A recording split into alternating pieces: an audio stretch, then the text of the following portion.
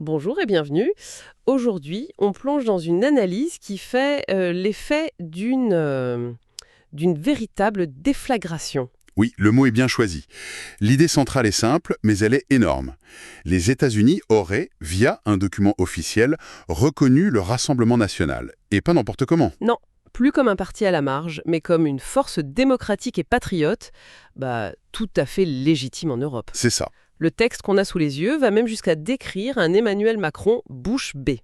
Complètement dépassé parce qu'il s'apparenterait à un saisisme diplomatique. Alors notre mission aujourd'hui, c'est de décortiquer la thèse de cette analyse. Il ne s'agit pas de vérifier si tout est factuellement exact, mais de comprendre la logique, les arguments qu'elle déploie. Parce que ce récit, en lui-même, c'est déjà un phénomène politique. Oui, et il faut tout de suite préciser une chose importante. Le point de vue qui est exposé ici, il ne présente pas ça comme un événement isolé, un coup de chance pour le RN, quoi. Ah non, c'est plus profond que ça. Beaucoup plus. Au contraire, il le dépeint comme l'aboutissement d'une stratégie américaine très consciente, pensée par l'entourage de Donald Trump et qui viserait à redessiner la carte des alliances en Europe. Pour favoriser les mouvements dits souverainistes. Exactement. Du coup, c'est toute l'architecture des relations transatlantiques qui serait en jeu. Alors, entrons dans le vif du sujet. Le texte parle d'un coup de théâtre diplomatique. Tout semble partir d'un contact officiel, Oui, entre le département d'État américain et le Rassemblement national. par l'intermédiaire d'une certaine Sarah Rogers, c'est bien ça? Présentée comme une sous-secrétaire d'État dans une administration Trump? C'est ça.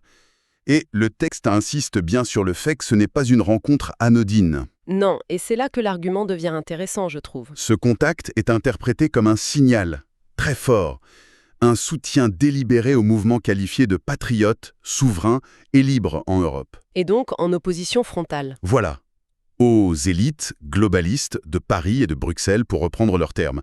La signification qu'on donne à cet acte est capitale. Ce n'est pas une simple réunion protocolaire. Non, non, pas du tout.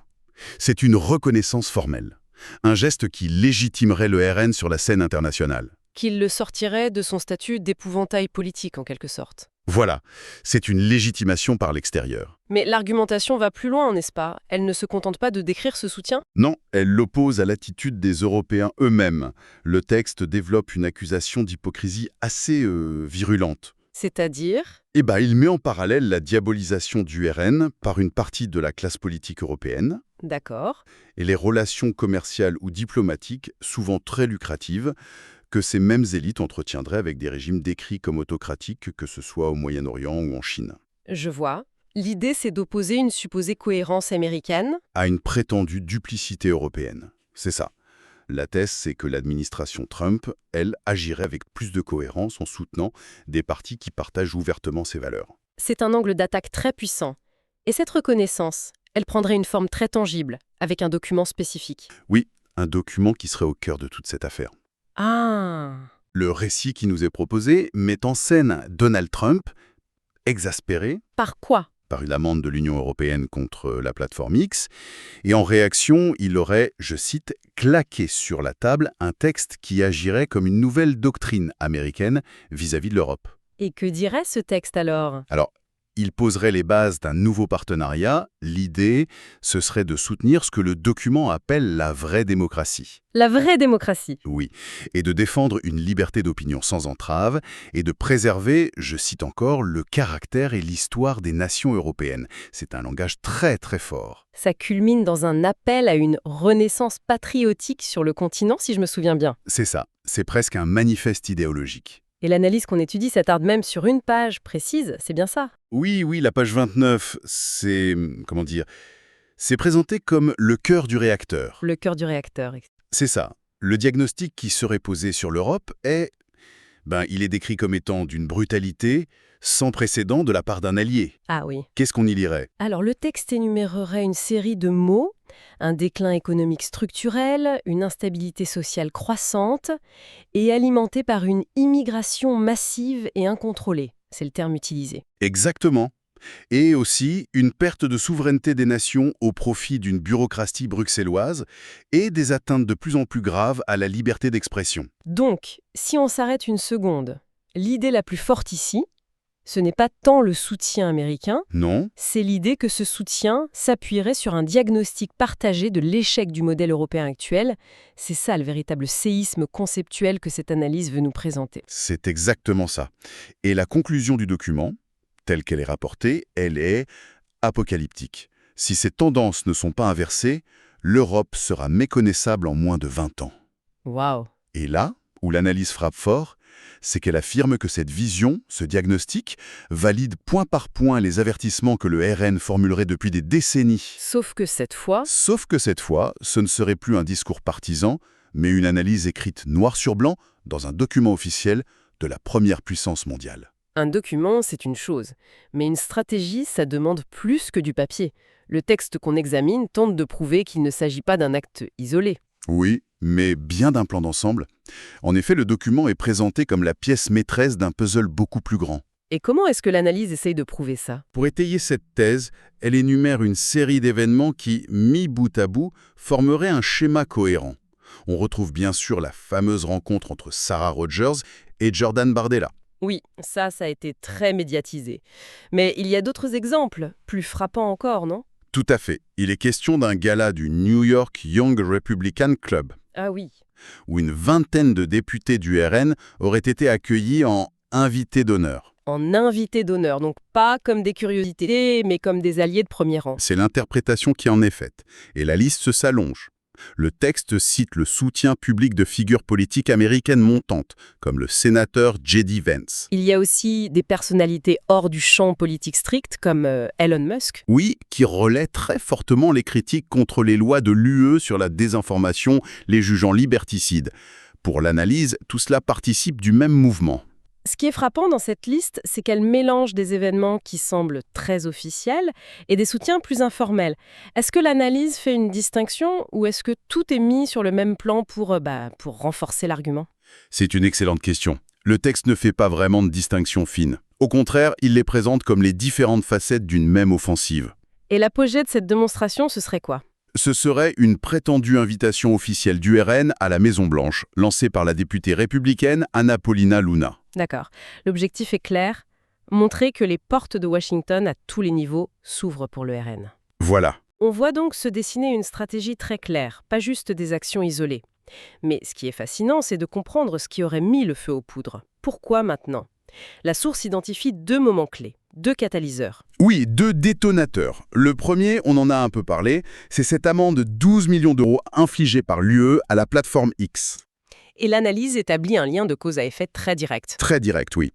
Cette sanction aurait été perçue par l'entourage de Trump comme une attaque inacceptable contre la liberté d'expression. La goutte d'eau, quoi. La goutte d'eau qui aurait justifié la production de leur nouvelle doctrine. Et le deuxième catalyseur, il est beaucoup plus énigmatique. Oui, il est désigné sous le nom de Gijon ou Gisson. Et là, la source reste assez floue sur les détails, non? Elle ne donne ni date ni lieu exact.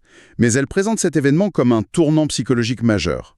Il s'agirait d'un épisode de violence politique en France.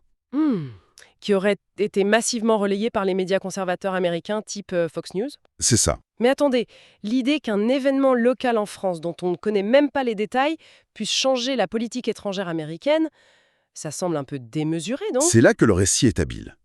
Il ne prétend pas que cet événement a causé le changement, mais qu'il l'a confirmé. Ah, d'accord. L'événement de Gijon aurait servi de preuve par l'image que le diagnostic posé dans le document était non seulement correct, mais que la situation en France était particulièrement grave. Donc l'image de la France aurait changé à Washington? Elle serait passée, aux yeux de ces cercles, de celle d'un partenaire fiable à celle d'un pays en proie à des troubles profonds que ses dirigeants tenteraient de cacher ou de minimiser. Ce serait donc moins l'événement lui-même que son instrumentalisation médiatique qui aurait compté? Précisément. Le texte va jusqu'à citer des propos attribués à Richard Grenell, un proche de Trump, qui aurait déclaré que « la gauche intolérante et violente est en marche en France ». Et ça aurait fourni la justification parfaite pour durcir la ligne américaine. Exactement, en présentant la France non plus comme un allié à ménager, mais comme un pays malade qu'il faut soit contourner, soit aider à guérir en soutenant l'opposition. D'accord. Alors connectons tous ces éléments. Si on accepte la logique de cette analyse, quelles seraient les conséquences concrètes? Le texte dresse un portrait assez sombre pour l'Élysée. Le portrait est celui d'un président Macron figé dans l'incrédulité. réalisant que les règles du jeu ont changé sans qu'ils s'en aperçoivent. Voilà. L'idée, c'est que tout l'édifice politique français, qui repose sur cette opposition entre progressistes et nationalistes, serait en train de s'effondrer. Parce qu'un acteur extérieur majeur a décidé de légitimer l'un des deux camps. Voilà. Et concrètement, comment cette pression américaine se manifesterait-elle? Alors, l'analyse anticipe une panoplie d'actions assez large.